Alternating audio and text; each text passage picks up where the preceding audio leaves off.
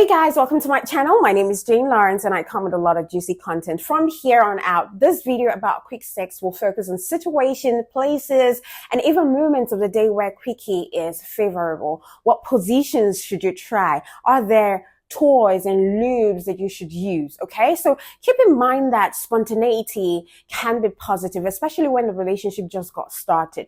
However, some preparations and knowledge can help you basically level the playing field before you set out on one of your inspired but not unexpected sexual escapades. All right, are you ready? Let's get on. Come on now, men.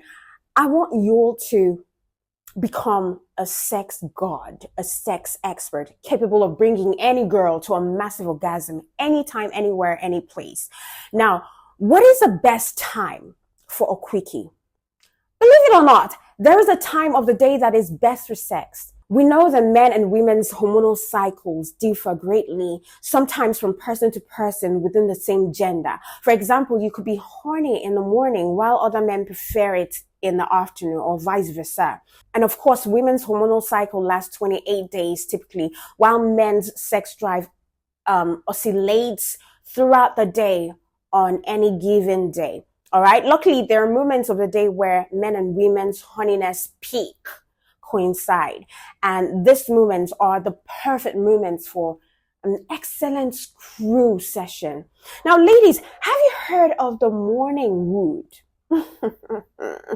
Now, the morning wood phenomenon is a curious event observed in many men. It occurs in the morning because men have more libido in the morning between 6 a.m. and 9 a.m., which is a great time for a quickie if you ask me. Now, female, on the other hand, get their highest peak of sexual energy 2 weeks after their periods, after their menstrual period, when their eggs are ready to be fertilized. It's evolutionary biology. I mean, like, you just got science, you know? So this theory means that although we tend to have sex at night, nighttime may not be the best time for a quickie. In fact, making love at night might work against you. So she might get tired. She may be too tired with low energy and just not feeling it at the point. She might even fall asleep. And then you would have ventured into dangerous territory if you decided to continue as opposed to stopping. So, of course, we've made it clear that women feel their horniest 2 weeks after menstrual cycle ends or during their ovulation. But the question about what time of day is best for a screw is still up in the air. Now, I've already determined that nighttime isn't ideal for quickies. So when is? All right, when is a good time? That's apparently a good question to ask. Although it might seem counterintuitive, daytime is the best time. You know, both parties are full of energy. And let's face it, men can get hard at any time of the day or night. It doesn't take much for men to get hard, except there is no attraction. Then be sure you wouldn't get a rise. All right? Because sex hormones like the testosterone in male and estrogen in women are at their lowest when it's light out. Yet at night, the brain produces the hormone for sleep. So when is now the best time for a quickie? When do men and women's hormonal peaks coincide? It's easy. In the morning, upon awakening. Research have found out that, you know, the best time is right about 7:30 a.m.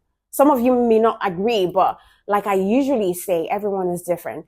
Now, the tongue is your best quickie strategy. And because quick sex demands a lot of planning, pleasing your partner can be challenging even for the most accomplished Casanova out there, believe it or not. However, the secret of all the most practiced seducers is at the tip of their tongue. The real secret to eating any juicy part is communication, listening, talking, and deepening your understanding into your woman's deepest, darkest, kinkiest, wet dreams. It's the best kept secret to reaching great sexual chemistry. Of course, there are those with whom we enjoy, an immediate physical attraction. So there is no too much work to do because even their mere presence gets you wet.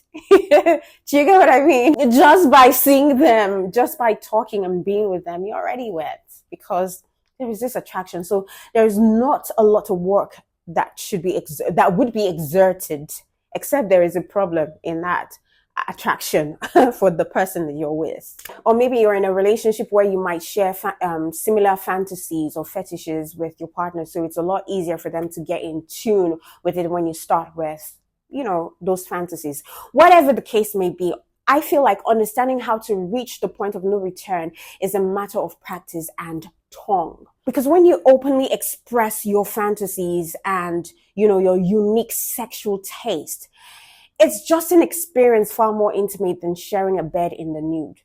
That's for a fact. Being able to relax and confide in your partner and trust in a game and its results are indispensable for both of you to reach an orgasm, especially if we're talking about quickies, which we are, apparently. And also understanding that maintaining sexual rhythm is indispensable for your partner's libido or sexual appetite to be active at all times. So always experiment, dare to try different things, discover the place in your girl's body that she goes crazy over. Run your tongue through up and down her back, lick the inside of her knees. If she feels tickled, keep going. You just might have discovered one of your woman's erogenous zones. Now, men, you need to also realize that if you want to get her wet, a good way is to tell her how hot you think she is. You see, the tongue always has to come into play again. Then try taking her hands and guide it under the table and place it on top of your pants so that she can feel your bulge. She can feel your hard on. Then kiss her on her neck. Discreetly, but passionately, all right? Keep your cool and act like it's the most natural thing in the world to do. Do this in public and she's likely to go insane. Because you want to know the truth. Trust me when I tell you that many women love such an act of audacious voyeurism, especially when they love you, okay? So after fooling around for a little while, you will have succeeded in exciting her enough to where she will be ready to go anywhere to get pounded by you. Speaking of which, what are the places for a quickie? Where is the best spot for those quick sex encounters that can spike your adrenaline? Some of you are naturally drawn to danger, right? Like the rock climbers, the boxers, the divers, whatever you might consider as extreme sport. Some people practice it. Some are fetishists and they like to experiment with different sensation. BDSM people, for example, they enjoy pushing the limits of their bodies farther and farther and farther each time. And some like to have sex in places that are not so conventional, if you know what I mean. Now, all these people have one thing in common. They love quickies and adrenaline. And then again, this hormone has an immensely significant impact on sexual attraction, seeing as how the amount of adrenaline released into your bloodstream is directly proportional to the sexual attraction you feel towards your partner. Therefore, the hornier you are, the more adrenaline your body produces. And situations that produce more adrenaline will likely elevate your sexual excitement too. Now, after a sports match, after a fight, or after emerging unscathed from a dangerous scenario, the sexual tension between two people increases significantly.